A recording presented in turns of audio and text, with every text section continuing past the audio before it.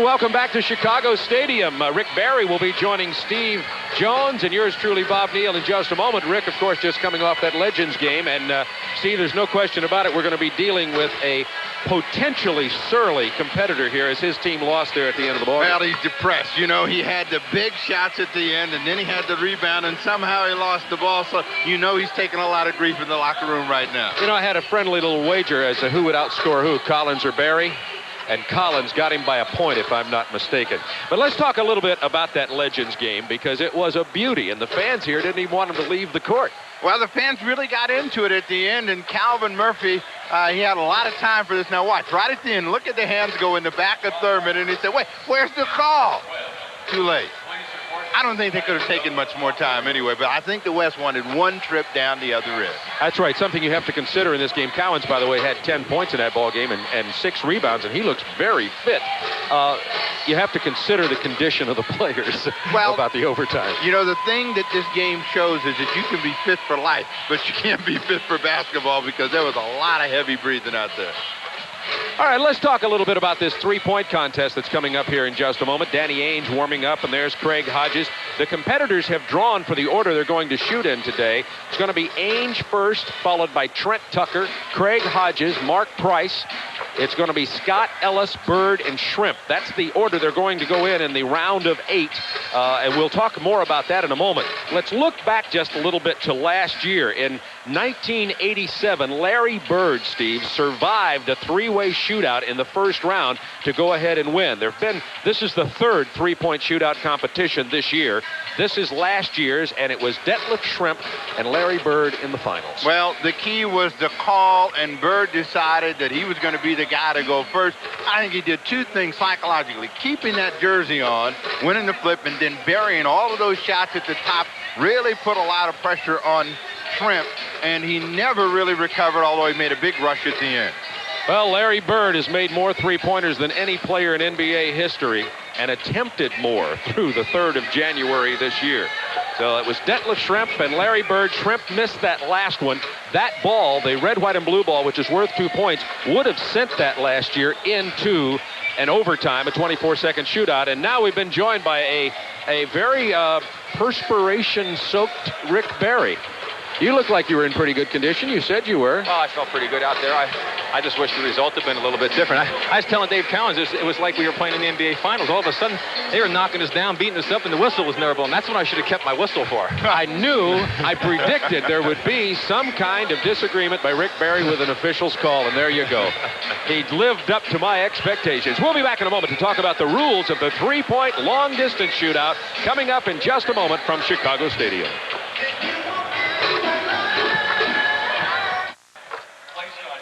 The American Airlines Sheraton long-distance shootout rules are relatively simple. The competitors attempt to score from behind the three-point line. Its longest distance, 23 feet 9 inches. Shortest in the corners, 22 feet. They'll have exactly 1 minute. And remember, it will remind you of this, each round is scored separately. The baskets made from each round do not carry over. There are 5 balls in each rack. 4 brown balls worth 1 point. 1 red, white, and blue advantage ball worth 2 points. If tied, the players would compete in a 24-second shootout. And that's the basic rules, not much more to it. And gentlemen, Steve and Rick, talk a little bit about these locations and what some of the strategy we might be seeing today. Well, I'll take the corners. I think that those are the places where they can really make their biggest dividends. If they can get the balls to go in from the corners, they have a better chance to really get a big score. Well, you know, the big thing is I think the forwards have the advantage there. Probably Danny Ainge, the only guard in the contest who really does take a lot of shots from that spot. Trent Tucker, of course, he would like it from the outside. Dale Ellis shoots from the outside. But I really feel with you, Steve, that that corner shot for Larry Bird, Shrimp, and some of the big guys will be the key. All right, we'll come back and meet the 8 competitors in today's long-distance shootout right after this. Stay with us from Chicago Stadium. From Chicago Stadium, along with Steve Jones and Rick Barry, this is Bob Neal. Just moments before the American Airlines Sheraton long-distance shootout. The competitors today are Danny Ainge from Boston, Larry Bird from the Celtics, Dale Ellis from Seattle, Craig Hodges of Milwaukee, Mark Price, the second-year youngster from Cleveland, Detlef Shrimp from Dallas, the man who took Bird to the finals last year, Byron Scott from the L.A. Lakers, and Trent Tucker, who's the career three-point leading shooter in the NBA. And They are not competing against each other, which I think is something for everybody to remember, Steve, and that is that what they'll do, that all 8 will shoot in the first round, of course, and we're looking for the top 4 scores. The maximum, there are 5 racks of balls, 25 balls. The maximum number of points that can be scored are 30. So the top score, and a good score would be 16, 18, something of that number. A good score, and then we will list the top 4 scores. They'll advance to the next round. And you saw the money. The championship will be worth $12,500. And our first player is going to be Danny Ainge. Here's Danny Ainge from Boston. He's 6'5". He made 23 consecutive games of three-pointers on a pace to set records for most three-pointers made and attempted in a season. Well, you can see Danny, he likes that side shot, but again, Danny really is quite a jump shooter. He uses his legs a great deal, and that could prove to be detrimental to him in this competition. And Dale Ellis, he's blossomed into one of the NBA's leading scorers last year. He averaged nearly 25 points a game, won the Most Improved award. Dale Ellis. Well, I think Dale Ellis, of all the players in this, wants to prove that he belongs in the All-Star game. He's had a tremendous season so far. He has the ability to strike from long distance, but he, like Ainge, is a jump shooter as well. And Craig Hodges from Milwaukee was the runner-up in the inaugural American Airlines long-distance shootout 2 years ago. Won the NBA three-point title in '86 on the final day of the season. Well, he also, again, purely a jump shooter, and he had like 25 points in the competition 2 years ago, but it seems like he runs out of gas the longer the competition goes because he uses his legs so much. And here's a youngster who played his college basketball at Georgia Tech. He's become one of the NBA's most dangerous long-distance shooters, shooting at right near 60% from three-point line. Well, that makes it easy to say he's my guy. I'll go out on the limb and I'll take the young guy, Mark Price, but he's a jump shooter as well. He likes to get the ball in a rhythm, so it'll be interesting to see how he goes. Last year's runner-up, when his final shot bounced off the rim, 6'10" forward from Dallas, this is Detlef Schrempf. And he's the fellow that I think still has the chance to upset Larry Bird. He came very close last year when he did miss that last shot, as you pointed out. But as you can see, he's more of a set shooter. He really doesn't use his legs as much. He can get into a rhythm, shoots the ball more like Larry Bird. And I would say that he would have to be seated number 2 right behind Larry. And Byron Scott's enjoying his finest pro season in the backcourt for Los Angeles this year. It's a 5-year veteran, NBA's three-point leader in '85, and he's a good one from long range. Well, the key for Scott, I think, are the corners. He loves to shoot the ball down in the corner, and if he can get a good stroke going from there, I think he might surprise and score well. And just like you saw there, as you see Trent Tucker, if he can shoot the set shot, which he can do, he's got a good chance. Trent Tucker is a 6-year pro. He leads all active players in career three-point accuracy. Well, I think Trent Tucker, he's a street shooter and one of the best, and if he gets a stroke going, he'll be dangerous early, but again, he has a tendency to run out of gas. And the man, 2-time defending champion in the shootout, who sank 11 shots in a row in a stretch in the finals 2 years ago. Last year made 8 in a row to defeat Detlef Schrempf. Well, Larry Bird is, again, the man to do it all. He has such great confidence, and I think the biggest advantage he has, Steve, is the fact that he believes he's going to win every time he steps out there. Yeah, now, he tells all the other guys that, too. Larry Bird and Danny Ainge have been talking about All-Star Weekend, this three-point competition, and the All-Star Game tomorrow for the past month on the Celtics. That's a kind of a no-holds-barred New York rules ribbing each other kind of ball club, and the two of them have really set themselves up for today's competition. Now, the players had a drawing to determine the order of the shooting today, and it came out this way. Danny Ainge will go first, followed by Trent Tucker, Craig Hodges, Mark Price, Byron Scott, Dale Ellis, Larry Bird, and Detlef Schrempf. So Danny Ainge is going to begin here. He ranks 3rd in active players in career three-point shooting with a 576 mark. And the thing I think that has really made this thing very interesting is that Danny Ainge has attempted more shots than a lot of teams this year. And 2 players in time. On the other end is Trent Tucker. On the left will be Ainge, and we'll be following Ainge with on the left side here, and Trent Tucker will be on the right side. Steve, you keep a check on Ainge. Well, Danny Ainge just got his money ball to go in. Same with Tucker. Trent is going more for the set shot. He's not shooting the jump shot, trying to save his leg. He just knocked another one in. Well, so did Ainge, and he got another money ball, but that was a good rack for Danny Ainge. Now remember, the brown ball's worth 1 point each. You got to shoot all of them before you shoot the 2-point red, white, and blue ball. Exactly 30 seconds left. Ainge is ahead by 3 baskets at this point. Well, Tucker's struggling here, and of course you want to get the highest point total. They're not against one another. Tucker's starting to find the range right now. 2 in a row. 3. Ainge is still competitive. Tucker got 4 out of 5 with the money ball the last rack. They're tied at 10 with 8 seconds remaining.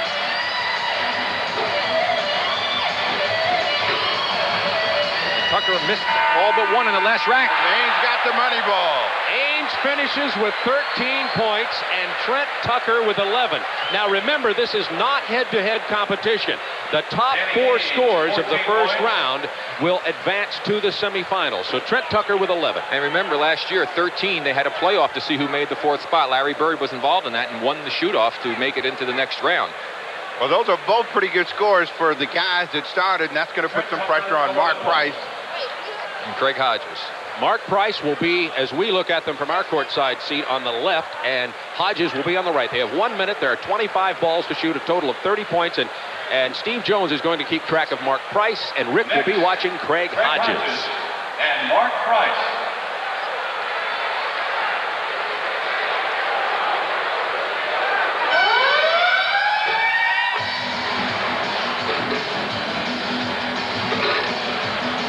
By the way, as you watch these fellas underway, Ainge has been credited officially with 14 points, and we'll do more about that later. Well, Price got 2 of the balls in his first rack, including the money ball, and now he's on a stroke. Hodges only got 1, the money ball, and finally hit a second one. Craig definitely struggling here, Steve.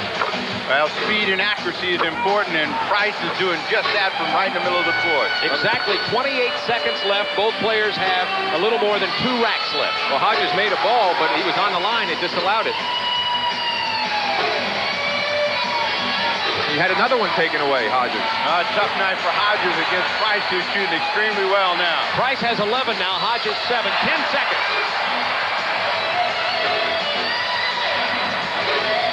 Rack hurt Price if he doesn't get the money ball. Hodges didn't get all the shots off because of the jump shot. Plus, he had 3 baskets made taken away because he was on the line. So unofficially now, Price with 14, Hodges with 10. Ainge also had 14, so that means Ainge and Price both have 14. Tucker with 11, Hodges 10. The top 4 will advance. And now the official score for Hodges is 9 points. Hodges looks like a fighter, and they're taking everything away from him. Just a reminder. Well, you can see how hard he's breathing. When you shoot the jump shot, it's going to be the case. It takes more effort. And the next 2 competitors will be Dale Ellis, number 3 from Seattle, against Byron Scott, who wears number 4 from the Los Angeles Lakers. Ellis is ready, and he really wants to do well tonight.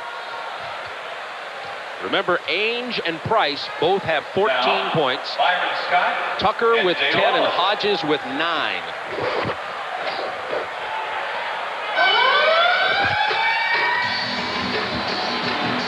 Byron going to the set shot, not using the legs, has knocked 3 in a row in.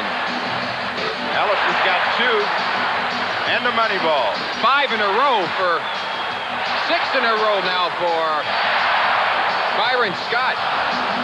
He had 7 before he missed. And Ellis is shooting the ball well, and the crowd has gotten behind him now. 30 seconds remaining. Scott with 10 points, 11, and Ellis with 7. And he's got 4 more in a row, and counting the money ball. He's shooting the set shot, and he's got it going for him. Ellis gets the money ball, so he's still in the hunt on points. Scott only got 1 in the next to the last rack. Scott with 14, Ellis with 12. Ellis with 3, 4 in a row. The 4th one popped out. 10 seconds remaining. 2 more in a row for Scott. 3 in a row. He likes that corner stick. You pointed it out. And the money ball. The advantage ball hits. Well, both of these young men had a very good round. Scott finishes with 19, Ellis with 15, and right now, out of 6 competitors, the top 4 will be Scott, Ellis, Ainge, and Price as of now. And the heat is on. And Dale Ellis didn't get all his balls up. And the final 2 competitors will be Larry Bird and Detlef Schrempf, who were the finals last year. And let's take a look at Scott here. Is Scott finishing off as he knocks another one in? You see him shooting the set shot, not the jumper. He's going to have plenty of legs left. He's going to be very tough in this competition using this style. There he goes, knocking him down, and the advantage ball for 2 points. And he's got the high point total, and a lot of pressure on these 2 fellas now. They've got to get at least 15 to get in. 14 for a shoot-off. So Scott has 19 points, Ellis 16, Ainge and Price 14 each. Larry Bird and Schrempf. Well, Bird, he lights that corner, and we'll see how he goes.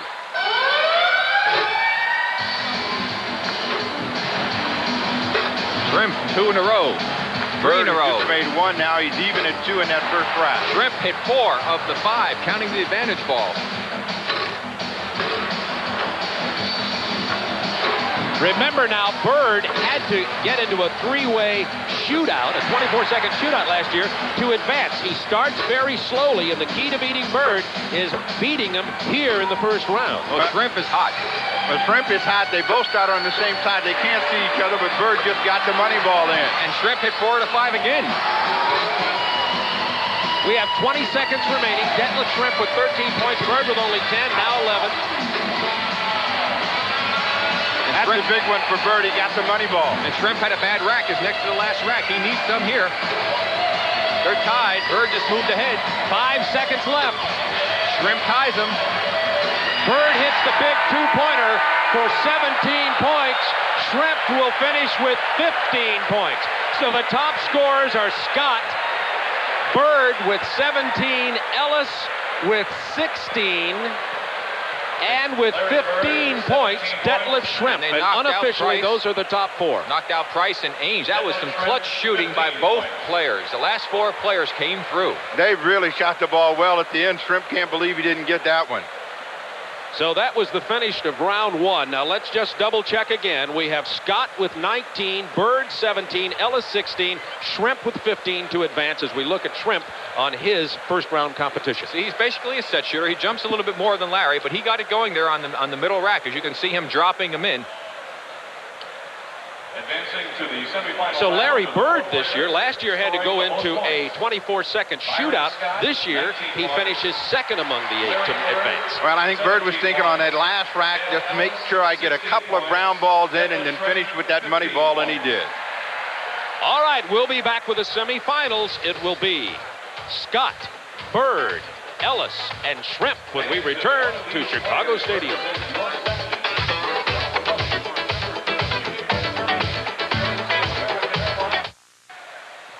So this will be the order of competition here for the finalist. We will have the first shooter is Detlef Shrimp, who will go first. Shrimp, Bird, Ellis, Scott all made it, with the eliminated players being Ainge, Price, Tucker, and Hodges.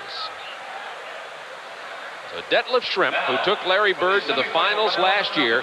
The rules are the same in this round as in the round of 8, except the players will shoot 1 at a time. 1 minute, 25 balls, a maximum of 30 points. Now Shrimp, who got off to a great start the last time, is struggling in that first rack.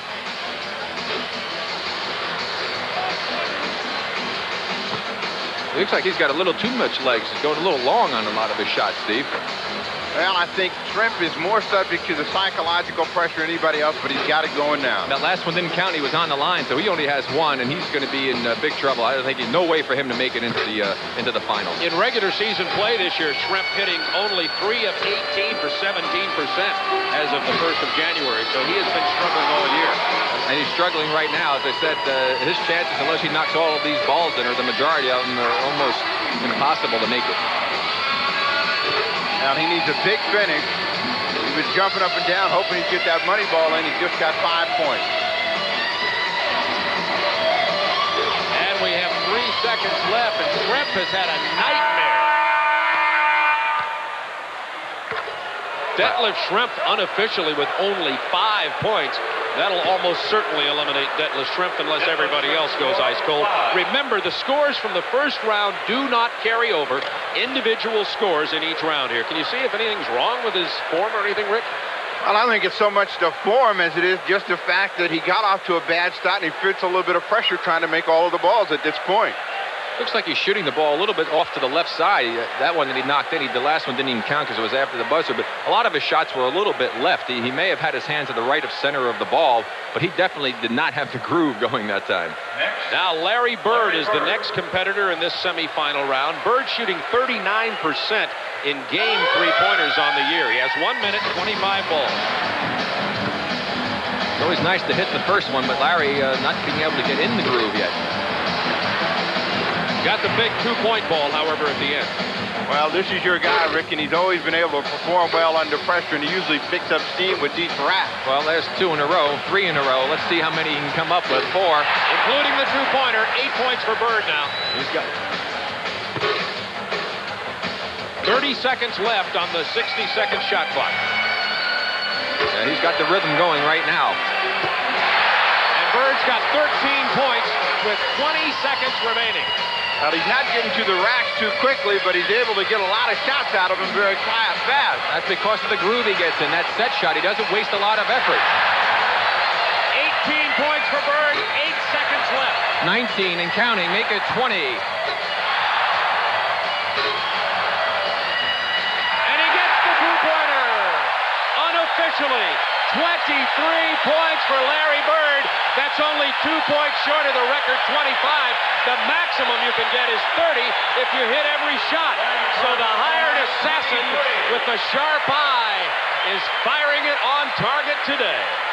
You see Larry finishing off. Look at that smooth rhythm. The shot, 1 step back, pick it up, the shot. Back and forth. He is like a machine, and the results are almost like a machine. He's really got it down to a science. Larry Bird, the leader. We're in the semifinal round of the American Airlines Sheraton Long Distance Shootout from Chicago Stadium, along with Rick Barry and Steve Jones. This is Bob Neal, and we're going to have Dale Ellis coming to the line now. Dale Ellis, who had 16 points on his first attempt, had been slumping a little bit earlier in the year in long-range shooting, but comes into this competition hitting 42% in game action. Ellis is real strong from the corners, and he just got the first one to go. Let's see if he picks it up as he moves around. Only 1 out of the first rack. That's not good for Dale. But watch the difference in the style. He has so much more motion in his shot as compared to Larry Bird because he takes more of a jump shot. But he got a good stroke. He got 4 out of 5 balls in that rack. Now we have 34 seconds left. Ellis with 7.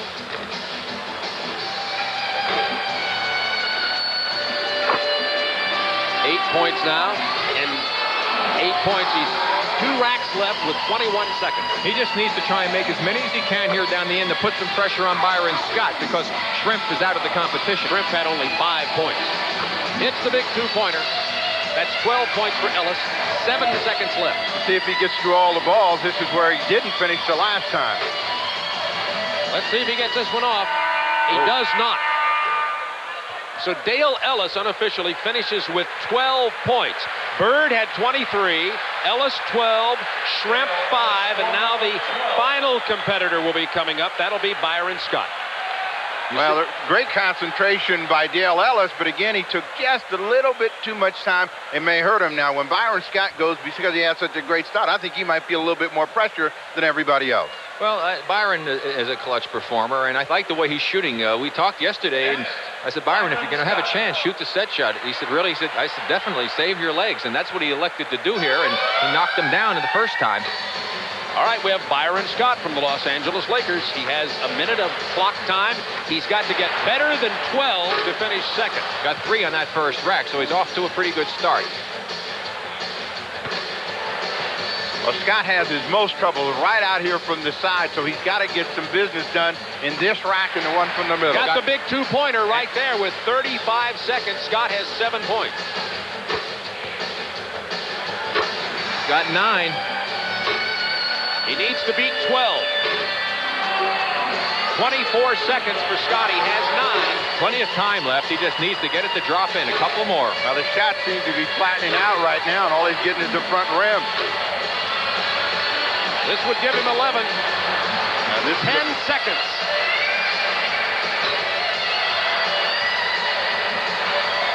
He needs 2 more. He's not going to get it.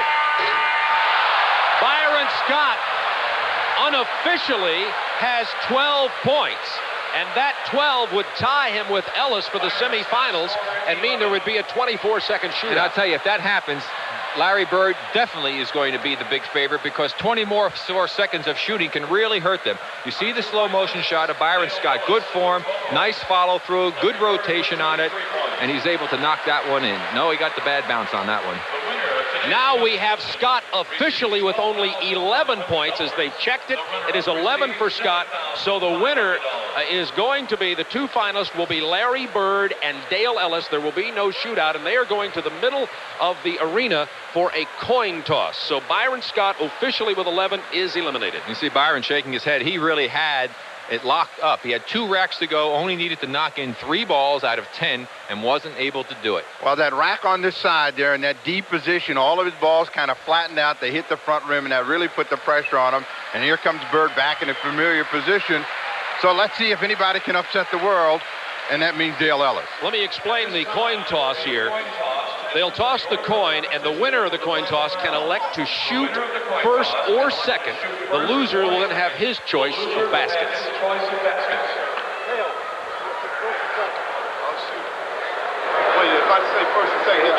It's like Dale won the toss, Bob, and is deciding what he wants to do. Saying I will receive. Dale Ellis won the toss, and he can choose to go first, and he has said he will go first, and Bird chose the end opposite to the direction they are walking for his shooting.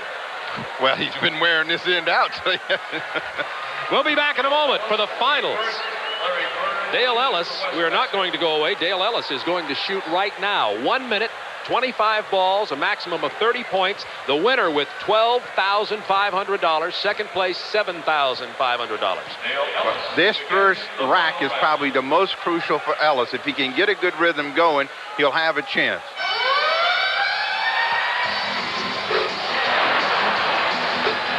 Well, he's got it going, like you said, Steve, 4 in a row. And you know, I might mention here, he may have launched that first ball before the siren sounded, and we'll make sure to see if that in fact is an official point. Ellis is a player that, you know, can feel a little bit of pressure, but he's got some good results in the first 2 racks. Now we have 30 seconds remaining, and Ellis with 9 points, and 11 with the 2-point ball. Let's see if he can get all the balls up this time. He has yet to do that. Well, this rack has hurt him, Steve. Got a big ball there. Now he's got to really go with some speed and accuracy from the corner. 10 seconds left, 14 points for Ellis.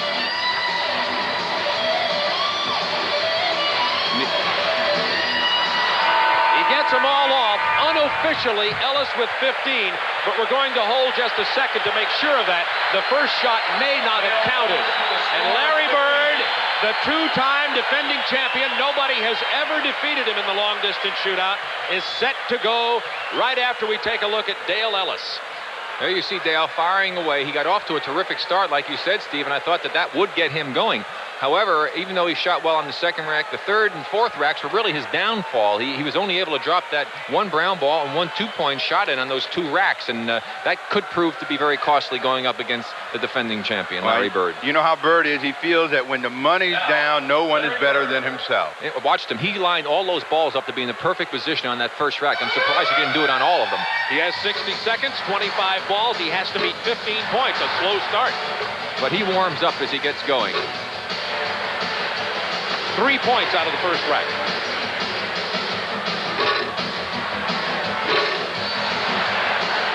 Now he's all over the place in this rack. Usually he comes back with that big money ball that keeps him close. He's hit both the money balls, both the 2-point balls. It's like he's over-adjusting. He's come up short, and then he's all of a sudden throws it a little bit long. He certainly doesn't have that normal Bird rhythm going for himself. He does not. And 25 seconds remaining. He has only 7, has to beat 15. That's 8. Make it 9. And 10. 11 as we're counting. 13. Huge rack that time for Bird. He's still got to drop one here quickly. 14. This is a tie for the money. Yo! Larry Bird at the buzzer with the 2-point ball. 17-15. Defends the long-distance shootout crowd at Chicago Stadium. Our winner is Larry Bird. Every fan in his section received a McDonald's VR gift card with your 3 Christmas on Ice water in his veins. The man is really spectacular. He was all over the place, as Steve pointed out, in the first 3 racks, and when it came down to the money time, this is what the man responded to. He needed to make a couple down the stretch. He needed to make the last 3 to win, and he's down to the last 3. There's 1. Now he's tied, and now he's the winner 3 times in a row. He knew it when he let it go and was headed for that check in the winner's circle. Bird came through with the big shot. All right, we're going to come back and have the trophy presentation and an interview with Larry Bird, who has won all 3 of the long-distance shootout. They're going to handicap this guy next year. We'll be right back to Chicago Stadium. So there you have the final standings of the 1988 long-distance shootout. Larry Bird, the winner, 17-15. And it was really interesting there at the end. Now, on the floor right now are Mike Chamberlain, Director of Sports Sales for Sheraton, Al Thomas, Senior Vice President Operations West for Sheraton, Tony McKinnon, Vice President Advertising and Marketing Programs, American Airlines, and Adrian DeGroot, President of NBA Properties, presenting the check for $12,500 to Larry Bird, the winner for the 3rd time in a row. And you can see they had a sticker to put on for his name, but they should have just written it out to Larry early. The question is, will he share it with the rest of his teammates? As Michael Jordan did in the Slam Dunk Championship, my prediction is no. They say Larry, while not being what you'd call cheap, watches his money. He's got more than most. Here's the presentation of the trophy. Wonder when they retire it, as how many will win. Who will be the next great outside shooter? And speaking of that, I'd be interested to hear what both of you have. And aren't there more three-point shooters coming along now because of high school and college 3 points? There are, but again, the difference is being able to shoot what is considered a man shot from NBA range and being able to get some sort of rhythm. Bird is a set shooter, and he's got the technique down to a science. I really believe that it has to be a set shooter to come along. A jump shooter, if you have to shoot that many shots, your legs are definitely going to go on you. I don't care how young you are or how good a shape you're in. Now let's go out to the middle of the floor following the trophy presentation, and Craig Sager. Thank you very much, Bob. I guess it was no surprise, but the dramatic way in which you won it this 3rd time is amazing. What were you thinking after the terrible start on that final round? Well, I just worried about getting the 2-point balls down after I missed the shots, but you know, I knew he just had 15 points, and I still had plenty of time. Once I got to the top of the key, I knew I had to make some shots. Those first 2 racks, the ball was all over the place. How did you get your rhythm back? Well, you have to concentrate a little bit more and take your time. A minute's a long time to get up 25 shots, so I just took my time and was just hoping that some of them would start dropping for me. With names like Al Capone and John Dillinger, Chicago's had some memorable shootouts. Maybe not stakes this high, but nobody cooler under pressure. You really thrive in this. Well, it's a lot of fun. You know, the guys come out, and it's a little bit harder than it looks. I got out there, and I knew I had to beat 15 points. I just took my time and made some shots at the end, and everything worked out for me. Congratulations once again. Thank you. Larry Bird winning the long-distance shootout for the 3rd year in a row. And if you thought that was exciting, stay tuned because we have the Gatorade Slam Dunk Championship next on All-Star Saturday.